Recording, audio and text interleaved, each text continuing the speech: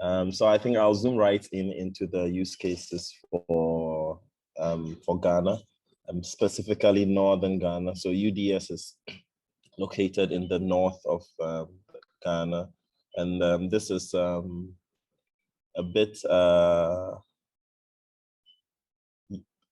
noteworthy because the north of Ghana is primarily known for the production of a lot of the agricultural produce in the country.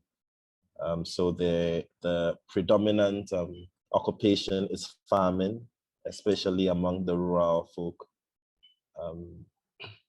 And also the north of Ghana is somewhat less developed than the south.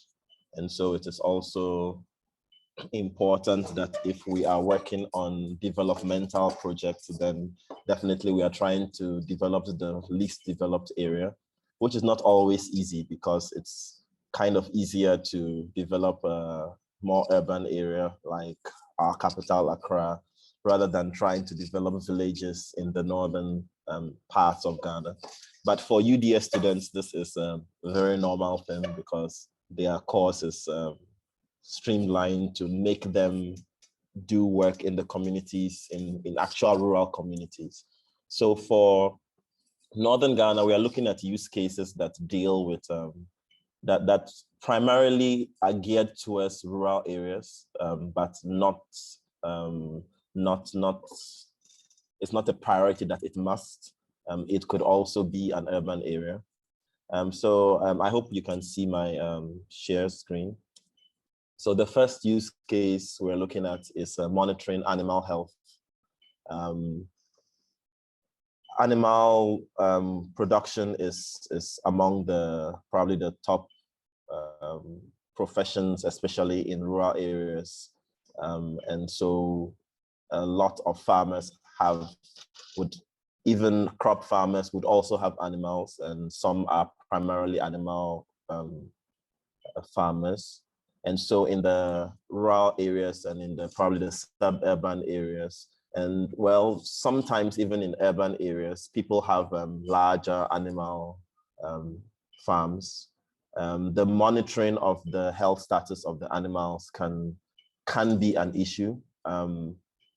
There is, so in this use case, we intend to work with a group called Cow Tribe. Now, Cow Tribe is a company that deals with animal health, and I have spoken to them occasionally. And one of the things one of the reasons why they started Cow Tribe is because there is an issue with animal health, where the indigenous knowledge, although being good, sometimes might not be sufficient. And so they try to provide animal health to farmers in rural areas. And the idea here is that using AI with machine learning and with data mining, one should be able to capture the status of an animal based on, for example, the way it walks. Maybe a very trivial example could be that if an animal has a broken leg and is walking, definitely there is a different movement from when the leg is not broken. If this is compared to with an algorithm, it is easy to tell that there is something wrong. So diving deeper, we are looking at providing a solution that actually takes an animal's features, takes an animal's movement, and checks against known data of that particular species to see if there is something wrong with it. There's a whole grade of this, from an easy solution to a more difficult or more involving solution. So for example, just seeing the facial makeup of an animal can easily tell even a layman that there is something wrong. And so that is an easier solution. Moving on to things that we as humans might not be able to detect readily by just looking, but an algorithm can do this. So this is one of the ideas. In this solution, we are looking at using a simple smartphone, taking a picture of the animal or a video of the animal, and using motion capture and all that to determine if there is something wrong with the animal or not. The reason this solution could be helpful in a rural area is mainly because you do not need every single person to have a smartphone. This is a solution.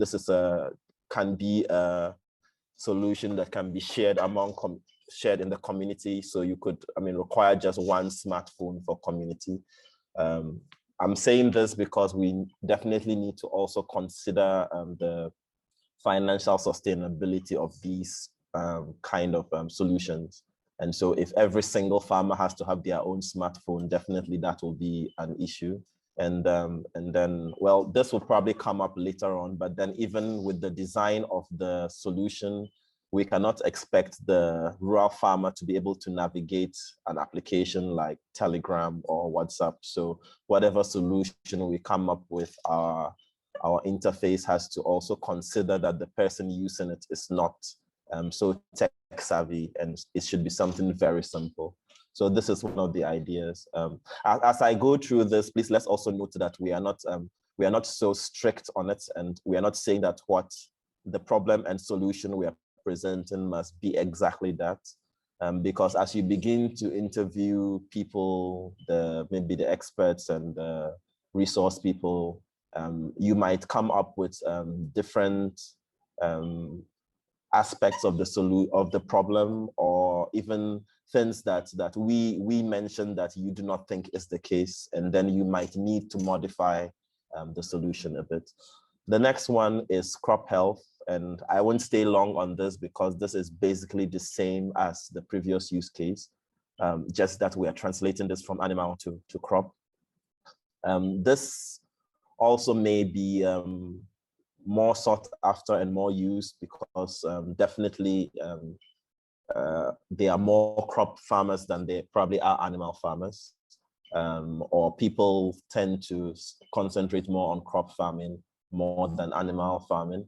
And so in the same way, we are looking for ways of early detection of diseases of crops, ways of determining if the crop is doing well, based on the shade of color of the leaf, with respect to that particular species, based on the kind of soil it is growing on, based on the time of the year. There are so many variables to take into account to determine if the crop is growing well, to determine if there is a disease. And an AI solution should be able to, well, not trivially, but eventually be able to take a picture of the crop or take a video of the crop and determine if there is something wrong. So for this, we will be working with the Savannah Agricultural Research Institute, which the UDS people know about, who deal primarily with agriculture, especially in the rural areas. And then also with UDS, because of course we have a lot of agricultural people in the UDS, and this is something that they can be resource people for. Our third use case would be looking at irrigation. And now for Northern Ghana, we have a rainy season and a dry season. And with climate change, our dry season is, I think, becoming increasingly longer, or increasingly difficult to determine. And so we need irrigation. Otherwise, we have a very long period in the year, especially depending on where you are in the northern part of Ghana, where there is no rain at all. And so if there is no farming during this time, it means that the farmers make far less produce. And so irrigation has become very important. Following this, there are irrigation pumps. I am almost certain that the engineering students, some of them have probably done projects dealing with this before. And so we have, some have automated irrigation pumps where they are automated to start at a certain time and then water the plants.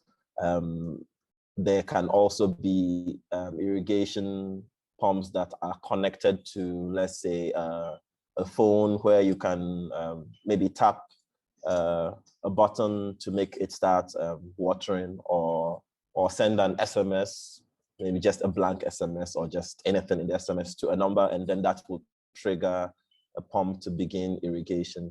But we want to take this one step further, where if the AI systems that we have in the world now are able to determine a lot of things, including the time of the year, the climatic conditions, the temperature, the humidity, the soil type. If we are using what we call Internet of Things, we are able to use sensors to determine all these things. Now, if we can feed all this sensor information into an AI system, then it is possible to have an irrigation system that actually knows when it should irrigate and when it should not, without the intervention of humans at all. So for example, let's say there is a fluke rain during the dry season. A normal automated irrigation pump the next day would immediately start irrigating, because it has not been able to figure out that there was rain, and so there is no need for extra water. But an AI system should be able to tell that there was rain, the humidity is high, the temperature is low, so it means that I don't need to trigger the watering system, or I might do it, but it should take this amount of time, and it's measuring the humidity, and at a certain point it stops. So this is what we are looking at. For this, we have a group in Ghana called the IoT Network Hub. So they primarily deal with Internet of Things. They have done a lot of work in creating systems that are, well, normally for urban type stuff, for like smart homes and stuff like that. But they have never, well, primarily because they kind of, most of them are kind of in Accra, where it's very urban and not more rural. And so I'm trying to, introduce this to them as well, so that we will together look at a more rural application of Internet of Things and artificial intelligence. And then our last use case, just like in Sarawak, we're also going to languages. When it comes to development, language is very important. Our biggest issue is that for me in my PhD research, the language is important because I am looking at information to rural areas. And the information on the World Wide Web we know is primarily in English, and then other major languages like maybe French. And so it is difficult for people in the kind of people we are trying to reach in our rural areas to be able to have access to the World Wide Web. So considering if we're even able to provide all the infrastructure and everything that the people need and get 4G to them or 5G to them, they still cannot read. A lot of people still cannot read or write. And so, and even if they could read or write, they probably don't read English and not write English. And so it's important to find ways of getting the same information to them. Now, one of the ways is through speech. And so we have developed a lot of systems, which in the coming weeks, you would probably hear about, that use speech technologies to convert information into speech in the language of the people themselves, so that they are able to understand what we are trying to get to them. Now, the problem is in doing this, most of the time we have to basically record the languages to say exactly what the pieces of speech we want the solution to say, which is quite tedious and quite limited. Now, the idea is, can we create a text-to-speech system for a local language? For English, it's not a problem because it exists. So if you go online and type text in English, you can easily find multiple solutions that will read out the text to you. I think all our devices, our laptops and phones can actually read English text out to speech. But if you type in a local language, then it's almost going to be impossible because it has no idea how to pronounce or or to figure out how to translate that into speech. So the idea is to do some kind of crowdsourcing where we can get maybe if I can put it. So we have a student, Vlad, who is doing a master's project on this. And to simplify it, let's say using yes and no, which is what he's doing at the moment. So for example, if I ask the Ghanaians to say yes and no in, for example, Dagbani, if I get at least 100 people saying yes in Dagbani and 100 people saying no in Dagbani, it is assumed that from this amount of data, I should be able to teach an AI to understand anytime it hears yes, because it has a large sample of yeses in that language. And once it has this sample, it now basically understands what yes is. Because yes in a local language would often sound slightly different. So in English, there is yeah, there is yes, there is yeah, there is okay, there are so many ways of saying it. And so we should be able to get a large number of people to give us this information. And then from their speech patterns, we're able to determine these words. And expanding this, we can take different words, or probably as many words as possible in the language. And then we are able to basically get a system that more or less speaks the language.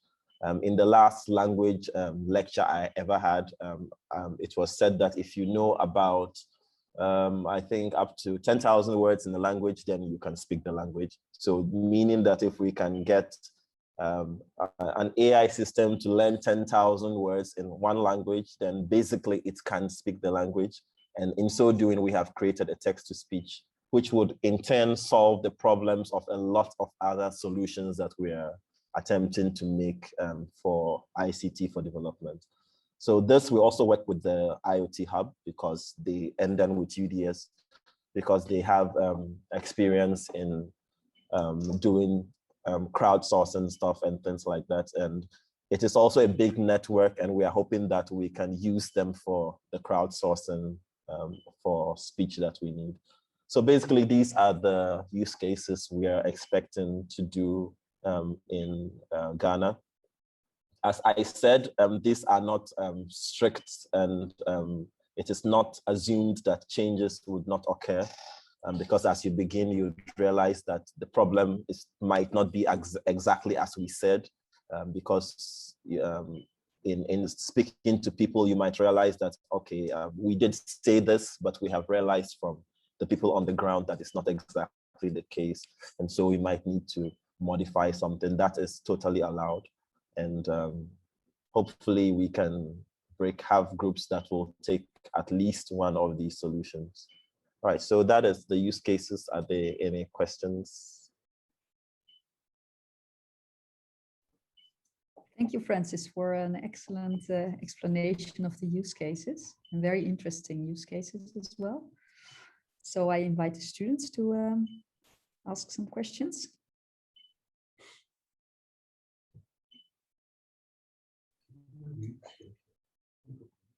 Hi, Francis. Yeah, hi. Regarding the fourth use case, are you focusing particularly on any language in Ghana, or I don't know if Ghana has a uniform language, or which? Yeah, okay, that's a pretty good question. Well, honestly, that is yet to be determined. The most widely spoken language in Ghana is probably Twi, which is the language of the Ashantis. But, well, it is not a national language. The truth is that Ghana has a lot of languages, so we have probably about 250 different dialects, and that's a lot of languages. So definitely we can't attempt to even go near attempting many languages. So actually this question Victor has asked is actually probably a problem that has to be determined even during the project itself. the problem being that, for example, the language I mentioned, which is Twi, which is widely spoken, has more resources online. And so if you're looking for a translation for something in Twi online, you might even find it. But if you're looking for translation in a language like Dagbani, which is spoken in the northern part of Ghana, you might not find that.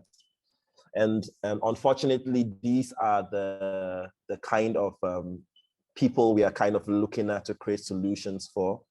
So the issue here is that the people we want to create the solutions for, the finding their languages is more difficult than the people who probably are a bit more urban. And so there's this trade-off of, should we go the easy way out and help those whose language has more resources, or do we go the hard way and help those with less resources?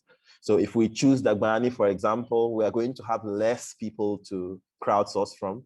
If we choose Twi, we are going to have more people to crowdsource from. Then if we choose Twi, we are going to have less people to help in a way. And if we choose Dagbani, we're going to have more people to help. So it's kind of a trade-off between how you're going to, how to determine which language to choose, because these people are more urban, these people are more rural, but the rural people are the people who have the real problem, and the more urban people have less of the problem. So these are just things we need to determine in the whole project and figure out how to do it. This is just to say that I am not the determinant of what language should be used. At the end of the day, we have to just speak with ourselves and determine that, okay, this is the best way to go, or this is the language we would want to choose.